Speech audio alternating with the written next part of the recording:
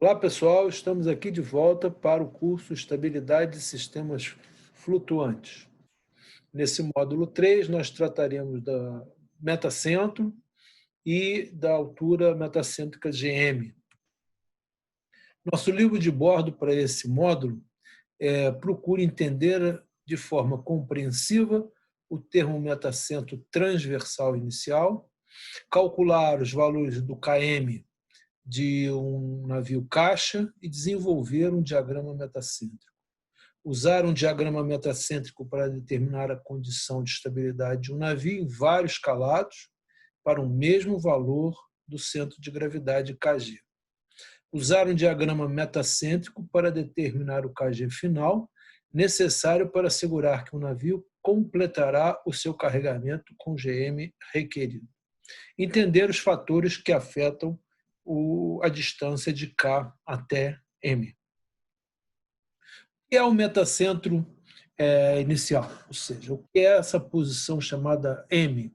Nós vemos aqui na nossa figura, ele é exatamente, considerando pequenas inclinações, essa linha de ação do empuxo cortando aqui o plano diametral, certo? Então, eu tenho aqui o empuxo atuando no centro de carena quando a embarcação não estava inclinada, que é essa linha aqui, e agora, quando eu tenho uma pequena inclinação, lembre-se que não causado por uma força, mas por um pequeno momento, a embarcação se desloca no sentido horário e o centro de carena se desloca para a direita e a linha de ação do empuxo agora corta a anterior exatamente nessa posição chamada metacentro. Certo? Se eu tivesse pequenas inclinações aqui, considerando pequenas inclinações, é como se eu tivesse aqui a ponta de um compasso, né, a ponta seca, aquela que fura o papel, né, e aqui eu traçasse um pequeno arco de círculo, que é a trajetória descrita pelo centro de carena. Então, por hipótese, para pequenas inclinações, esse metacentro é uma posição fixa. Para inclinações maiores, né, nós veremos que essa pequena quer dizer até 10, 12 graus para um navio, até 7, 6 graus para uma plataforma, isso depende da forma do casco.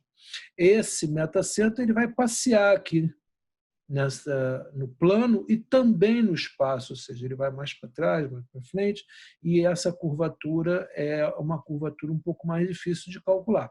Mas para pequenas inclinações, esse metacentro é uma posição fixa, certo? Então, está aqui o nosso momento, que a gente pede que mude. Muito bem, o que nós estamos vendo aqui nessa figura anterior é que quando eu dou essa pequena inclinação causada por um momento, eu tenho uma cunha de volume aqui, ó, que se desloca da esquerda para a direita. Então, uma quantidade de volume que sai deste bordo e vai para este bordo. Esta quantidade de volume é que provoca o deslocamento de B para B1, certo? E é isso, então, que a gente vai procurar determinar. Pode ser visto, então, que uma fatia da flutuação foi transferida do lado que estava mais levantado para o lado mais afundado. O movimento resultante de B para B1 é paralelo e no mesma direção que a alteração do centroide do volume do centro de flutuação transferido.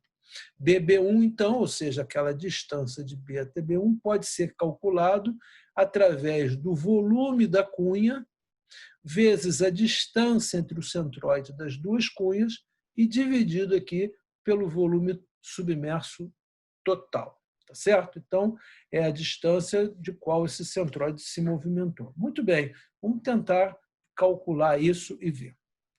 É uma figura e é a mesma cunha aqui, um pouco exagerada, tá certo? E transferida para cá. E nós vamos tentar, então, calcular. O que nós temos aqui é a boca da embarcação, boca total, portanto, essa parte aqui é a metade da boca. Eu tenho essa distância que é x, que eu preciso determinar. Ele inclinou uma distância φ pequena, portanto, esse aqui é o mesmo ângulo φ, Eu tenho aqui o centro de gravidade, atuação do peso, e eu tenho aqui o deslocamento de B0 para B1 do centro de carena, linha de ação do empuxo. Então, a união desta linha com esta linha aqui vai dar a posição do metacentro, que é o que eu quero e pretendo determinar, a distância de B até M. Muito bem. Vamos imaginar essa cunha primeiro. Então, essa cunha aqui, esse triângulo, eu posso calcular ele como 1/2, a área de um triângulo, multiplicado pelo x, que é o cateto, vezes 1/2, que é o outro cateto, certo? Então, essa aqui é a área desse triângulo. O x, eu posso calcular ele, porque como ele está em função de θ, aqui, eu posso calcular e dizer que ele é esse cateto vezes a tangente de θ. Logo, substituir aqui x pela tangente de θ. Muito bem. O volume dessa cunha eu posso calcular pela área, que está aqui expressa, que acabamos de calcular, vezes o comprimento L, imaginando essa cunha ao longo de todo o comprimento. Muito bem. A distância de B0 a B1, como nós vimos anteriormente, é o volume da cunha vezes a distância dos seus centroides sobre o volume total. Muito bem, substituindo agora o volume da cunha, que acabamos de calcular em cima aqui por esse valor, tá certo? Colocando ele no numerador. E a distância, que nada mais é do que 2 vezes, tá certo? 1/3 de B. Então, eu tenho aqui esse 1/3 de B calculado. Aqui são 2, é B somente, é 2/3 dele. Então, eu tenho aqui como resultado final, deixa eu mostrar aqui para vocês, como resultado final, o produto do comprimento, B ao cubo, a tangente, que é a operação disso aqui. Esse 2/3, gente, é exatamente essa distância de K, ó, porque a altura aqui, esse centroide é 1/3 de K, mais 1/3 de K, 2/3 está aqui a distância D. Muito bem. Para um navio em forma de caixa, eu vejo que esse LB ao cubo sobre 12 é exatamente a inércia. Então, a inércia, eu vou substituir pela inércia transversal. Substituindo pela inércia transversal, me sobra a tangente e o volume. Então, a distância de B a B1 é igual à inércia transversal da área de linha d'água vezes a tangente de φ sobre o volume. E eu vejo pela figura também que eu posso dizer que B1 até M, que é essa distância de K, é igual a B0, B1 sobre a tangente de φ, porque tangente de φ, esse ângulo aqui é pequeno, então eu posso aproximar essa distância por esse cateto vezes a tangente de φ. B1 e BM, então, que eu estou apenas substituindo, é o próprio B0, B1 que eu acabei de calcular, inércia transversal vezes tangente de φ sobre o volume, está aqui no numerador, divididos pela tangente de φ. Vou cortar, e eu teria, então, a inércia transversal sobre o volume. Como a distância de B0 a M é igual a B1 a M, porque é pequena inclinação, isso é uma aproximação para pequenos ângulos, eu posso, então, deduzir que a distância de B0 a M, ou seja, BM, é igual à inércia transversal da área de água sobre o volume. E eu posso, então, calcular isso na própria hidrostática para o caso de um navio. Muito bem? Ora, então está aqui. Para pequenas inclinações, essa distância de BM é chamado de raio metacêntrico. Novamente, como se eu botasse a ponta seca do compasso e eu fizesse, aqui está um pouco exagerado, né? Eu fizesse aqui o B descrever arcos de circo, tá certo? Então, esse seria o raio metacêntrico chamado de BM, não altura metacêntrica, é o raio metacêntrico, tá? Não confundir. Muito bem, no projeto do navio, os fatores que influenciam a altura inicial do metacêntrico transversal são de primeira importância. Segue que quanto maior o KM, maior será o GM para qualquer KG, ou seja, elevar a posição do M é um bom negócio para a gente melhorar a estabilidade no sentido de aumentar o GM. É importante observar também que o KG sozinho não é um fator que influencia na condição inicial de estabilidade do navio. Sozinho, não. O que ele influencia é o GM. Tá certo? Será mostrado que o KM muda com calado, com deslocamento, e isso significa que um valor particular de Kg pode fornecer estabilidade inercial adequada com respeito ao GM para um determinado calado, mas não para um outro calado. Ou seja, a gente já sabe que para toda condição de carregamento eu preciso verificar esse GM, porque o GM é função do M, que é uma função geométrica, e também do G, que é uma distribuição, é uma função da distribuição da carga. Nessa sessão, você poderá aprender a calcular o KM de um navio caixa e poderá observar os fatores que influenciam o KM, e é o que nós veremos a partir de agora. Muito bem, então, se nós já conseguimos determinar o BM, o KM, a distância de K até M, é só somar agora o outro elemento que nós já vimos determinado, que é a posição do centro de carena, KB, mais o BM, que acabamos de determinar, que é a inércia transversal sobre o volume, me fornece a posição do metacentro. Veja, eu tenho o raio metacêntrico, é o BM, certo? E KM é a posição do metacentro, que eu estou medindo M em relação à minha referência, que é a quilha. Tá? Para um navio caixa, né, uma embarcação seção retangular, como se fosse uma caixa, eu tenho que o KB é a metade do calado, nós já vimos isso em outro exercício. E o BM, o raio metacêntrico, é a inércia da seção da área de linha d'água, perdão, desculpa, não é da seção, é da área de linha d'água, a inércia da área de linha d'água, divididos pelo volume submerso, tá certo? Então, eu já posso calcular, porque sendo um navio caixa, não é muito difícil calcular essa inércia da área de linha d'água. Ela vem dos elementos da mecânica, que essa inércia é o B ao cubo, multiplicado pelo comprimento, divididos por 12. E o volume submerso, nós sabemos calcular para essa caixa. Então, vamos verificar aqui. Olha só, uma balsa, aqui eu estou aproximando por seções bem retangulares aqui, ou seja, cantos vivos, o que normalmente não tem numa balsa fluvial como essa, mas fazendo uma aproximação, eu posso, então, calcular o volume submerso, muito facilmente, calado, vezes o comprimento, vezes a boca, e a inércia é da área da linha d'água, que está aqui representada por essa figura aqui, para ficar bem claro. É a inércia em relação a esse eixo XX, tá certo? Logo, esse lado é o comprimento da balsa e esse lado é a boca. E a inércia, então, que eu estou calculando para a inclinação transversal, ou seja, em torno do eixo XX, é o comprimento, a boca ao cubo sobre 12. Essa expressão é bem simples, mas para uma balsa.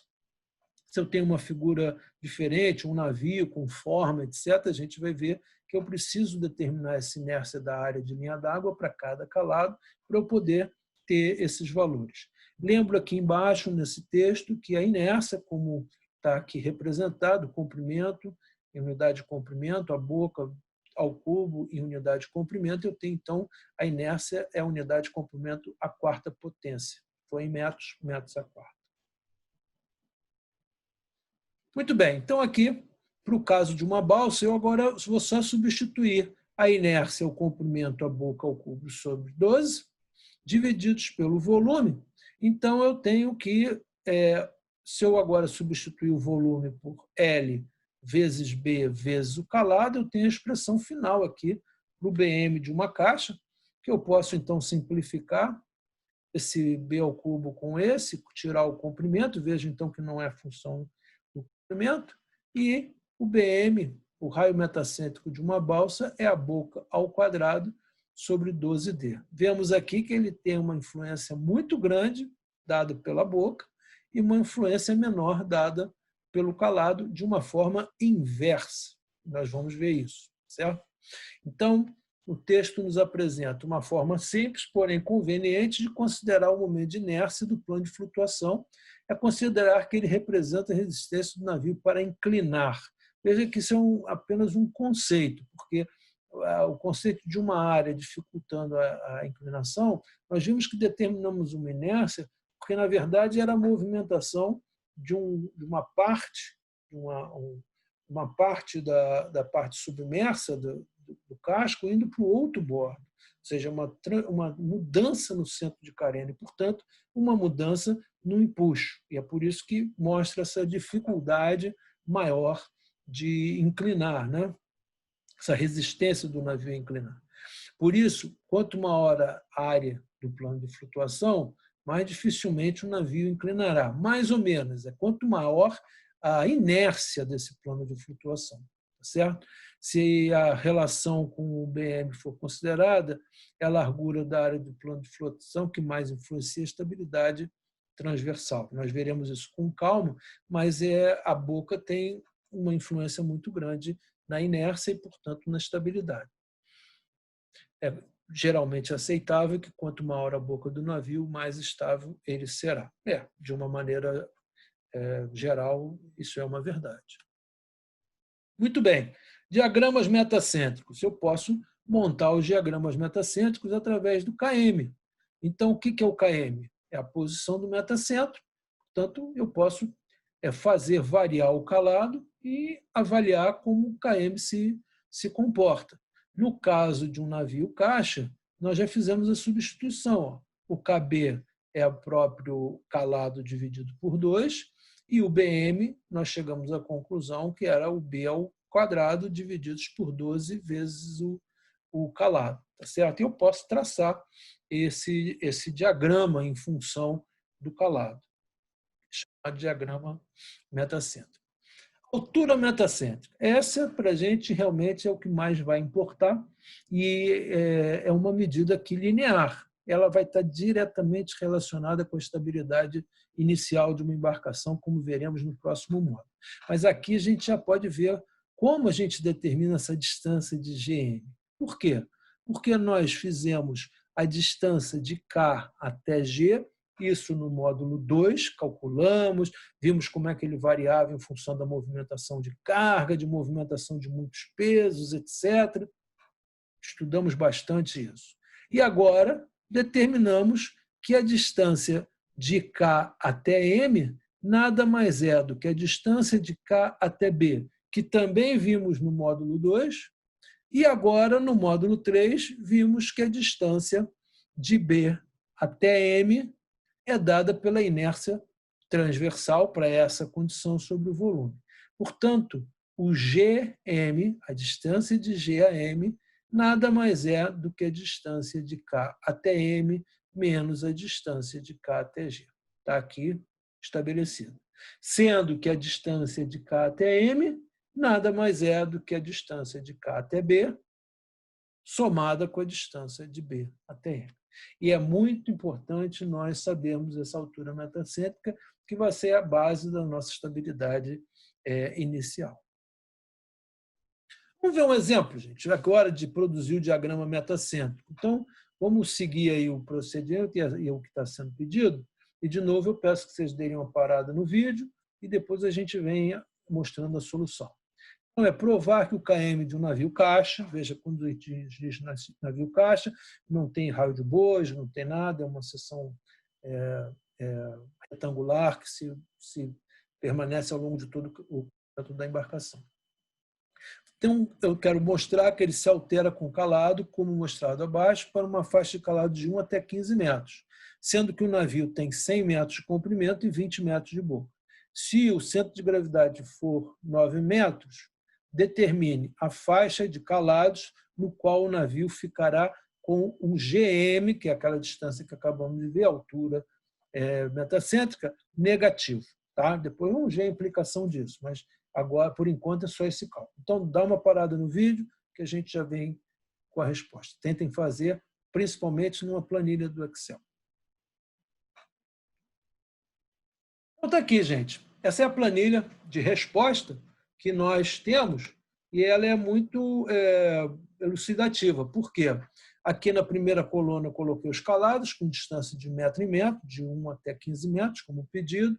Calculei o volume deste paralelepípedo, comprimento vezes a boca vezes o calado, portanto, ele está variando aqui com o calado. Na terceira coluna, nós temos a posição do KB, que nada mais é do que a metade do calado. Na quarta coluna, a inércia em relação ao XX, que nós vimos, que era o comprimento vezes a boca ao cubo sobre 12. Calculamos aqui a posição do BM, que nada mais é do que a inércia, o IXX, divididos pelo volume, portanto, esta coluna divididos por esta coluna de cá. Calculamos o KM, que nada mais é do que a soma do BM mais o KB, colocamos nesta coluna. E, nesta última coluna, a altura metacêntrica, que é o KM menos o KG. Colocamos aqui. E aqui observamos esse interessante aspecto, que esse GM ele fica positivo, depois, a partir do calado 6 metros, ele fica negativo e vai ficando negativo até o calado de 12 metros. E depois ele volta a ficar positivo novamente. Eu fiz um gráfico, então, mostrando esse diagrama metacêntrico e vimos que até aqui eu tenho GM positivo, da 4 e alguma coisa até 12 eu tenho GM negativo e a partir de 12 eu volto a ter GM positivo.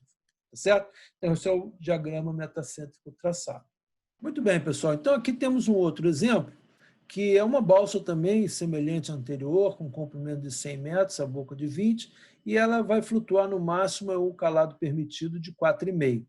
E eu peço que vocês determinem o deslocamento da embarcação, nesse calado, e o GM requerido no final do carregamento tem que ser 1,20, no máximo. Portanto, eu peço qual é o KG máximo que pode existir nessa condição. Então, peço que vocês deem uma paradinha no vídeo e a gente vem já com a solução. Muito bem, a solução está aqui. O volume é o produto das 3 dimensões, comprimento, boca e calado, o que dá 9.000 metros cúbicos.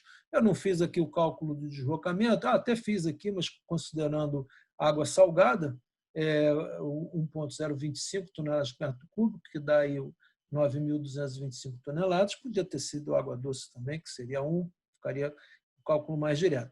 Mas, perdão, ele disse aqui água salgada, por isso que eu resolvi com água salgada. No segundo item, pede o GM. Ele diz que o GM maior que pode ter ali, o GM mínimo que tem que ter é 1,2 metros. Então, nós vimos aqui o GM é KM menos KG.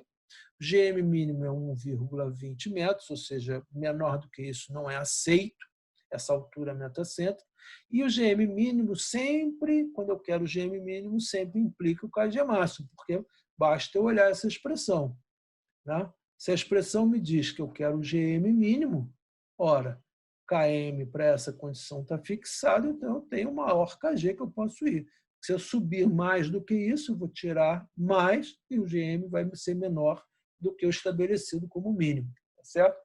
Então, eu calculo o KM, que é o KB mais o BM, sendo que o KB é metade do calado, lembrando porque é uma caixa, e o BM é a inércia sobre o volume, lembrando que para uma caixa essa inércia transversal é B ao cubo L sobre 12, que deu 66.667 metros a quarto. Somei os dois elementos, KB e BM, e achei 9,66. Ora, o KG máximo nada mais é do que o KM menos o KG, operando essa expressão, o que me dá o KG máximo que eu posso ter é 8,46. Qualquer coisa acima desse valor vai fazer com que o GM seja menor que 1,20, o que não é permitido neste caso desse exemplo que está aqui. Depois nós vamos ver o que isso tem a ver com estabilidade, mas, por enquanto, é só uma relação geométrica que a gente verifica claramente como se calcula. Influências agora. Bom, não é bastante direto a gente saber que a boca tem uma influência muito grande na embarcação. Afinal de contas, eu tenho mais variação da posição de B1 porque eu tenho maior distância percorrida, mostrado claramente aqui pelas cunhas. Né? A cunha onde tem a boca maior, ela translada muito mais, então ela ela transfere aqui maior momento de volume para a variação de B a B1. Tá? E a gente poderia ver aqui pela inércia. Se pensasse só numa inércia de um navio caixa, a inércia cresce ao cubo com a boca. Então, é bem razoável que eu entenda que esse efeito da boca é muito importante para o KM, certo? Já aqui a questão do calado, nós vemos que a questão é inversa, porque o que influencia aqui agora a variação não é a cunha, mas sim o volume submerso, que neste caso aqui é bem menor do que este aqui, tá certo? Então, a variação do calado ela é inversa nesse sentido. Então, o calado de projeto, como está aqui, ó, o volume da fatia de flutuação transferida, o Vzinho, representa uma pequena parte do volume total, ou seja, esse pedaço aqui é pouco em relação a esse volume. Já aqui, o calado menor, ele é representativo nesse volume. Tá? Então, eu tenho uma variação aqui maior do que aqui. É uma operação, é uma situação inversa. Poderíamos ver diretamente aqui pela inércia. Se nós considerarmos que essas inércias são bem próximas uma das outras, portanto, a variação do volume ela é mais significativa. Tanto o calado, quanto menor o calado, eu aumento o meu PM. Tá certo? Esse exemplo, pessoal, ele considera agora a determinação do GM para uma condição de deslocamento de 1.500 toneladas e considera água doce e um KG de 1 metro. Então, nesse caso, eu pediria que vocês dessem uma paradinha no vídeo e a gente volta com a solução. Muito bem. Nesse caso aí, o deslocamento em água doce foi dado de 1.500 toneladas. Como é água doce, o deslocamento é a mesma coisa que o volume submerso, em metros cúbicos, que é igual ao produto das três dimensões, comprimento, boca e calado. Daí podemos obter o calado, que é o deslocamento dividido pelo comprimento e a boca, o que dá um calado de 0,75, um calado muito baixo. O GM nós já vimos que é o KM menos o KG, e no caso o KG foi fornecido igual a 1 metro na distribuição do carregamento, provavelmente sem carga alguma, a embarcação somente na condição leve. E o KM, então, pode ser calculado através do KB mais o BM. O KB, para o caso de uma embarcação da forma de caixa, é a metade do calado, portanto, 0,375 metros. E o BM é calculado pela inércia transversal de um retângulo, dividido pelo volume submerso da caixa, o que daria L, comprimento, boca ao cubo sobre 12, divididos pelo volume submerso. Essas contas então nos fornecem um BM de 44,44 metros, extremamente alto, porque eu tenho pouco volume e uma grande inércia. O GM, portanto, pode ser calculado como o valor do BM mais KB, menos o KG que foi dado. Então, é igual a 43,82 metros, extremamente altos. Nós vamos ver extremamente estável. Tá certo? Um outro exemplo agora é de um catamarã. Eu considerei 2 cascos de semicilindros, afastados de uma distância de 2 metros, o comprimento de cada casco é de 5 metros, o KG fornecido de 2 metros e o diâmetro, ou seja, a boca na linha d'água, igual a 1 metro. Eu peço que vocês calculem para essa condição dada o GM e depois o que acontece se eu aumentar a distância entre os cascos em 20%, se eu aumentar o comprimento dos cascos em 20% e se eu aumentar a boca dos cascos em 20%. Dê uma paradinha que daqui a pouco a gente traz a resposta. Muito bem, eu não resolvi ele completamente, mas indiquei aí para vocês como é que a gente operaria, certo? Então, eu tenho um GM igual a o KM menos o KG, aquela mesma expressão que nós vemos sempre. O KM é o KB mais o BM e o BM é a inércia transversal sobre o volume. Eu coloquei aqui literalmente essas contas para que vocês possam usar uma planilha e achar aí a solução. O volume submerso é o volume, na verdade, de um cilindro, né, inteiro, de comprimento L, então seria πd2 sobre 4L. A posição do KB eu fui pegar lá, não sabia isso de cor, mas fui pegar lá nos formulários de geometria, e ele é dado por essa expressão d sobre 2 menos 4 sobre 3π, que multiplica d sobre 2. E a inércia, a gente tem que considerar agora o teorema dos eixos paralelos, que seria a inércia própria em relação a um retângulo L, diâmetro ao cubo sobre 12, mais a transferência dessa inércia para o centro do catamarã, que seria a área do retângulo L vezes D, que multiplica a distância entre o centro do retângulo e o centro do catamarã, ou seja, o centro entre um casco e o centro do casco completo, que seria d sobre 2 ao quadrado. Desenvolvendo, eu tenho essa expressão.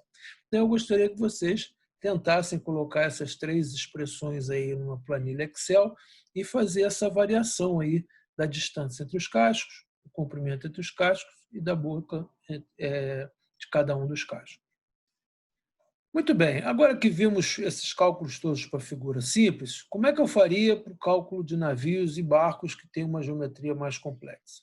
Como eu disse para vocês, essas contas todas são feitas de uma vez só quando conhecemos a geometria do barco e apresentamos isso numa tabela chamada tabela hidrostática ou curvas hidrostáticas. Vou colocar aqui um exemplo de um pedaço de uma tabela hidrostática extraída para vocês, onde eu vejo aqui na primeira coluna o calado, na segunda coluna o deslocamento e a posição do centro de carena, LCB e TCB, e na outra coluna eu vejo a posição do metacentro, o KM, né, o KM transversal.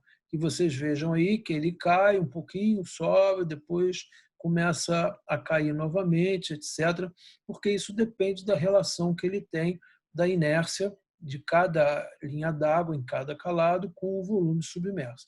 Essas contas, então, são apresentadas, valores intermediários, muitas vezes nós interpolamos para obter o KM em cada condição que queremos. Lembrando, então, que essas expressões aí que deduzimos e que mostramos serão muito importantes no estudo da estabilidade. O GM é o KM transversal menos o KG, e lembrando que o KM é o KB mais o BM, e o BM é a inércia sobre o volume submerso. Com isso, pessoal, nós terminamos aí o módulo 3 e espero que esteja tudo bastante compreendido para que nós possamos avançar agora no módulo 4 para o estudo da estabilidade inicial.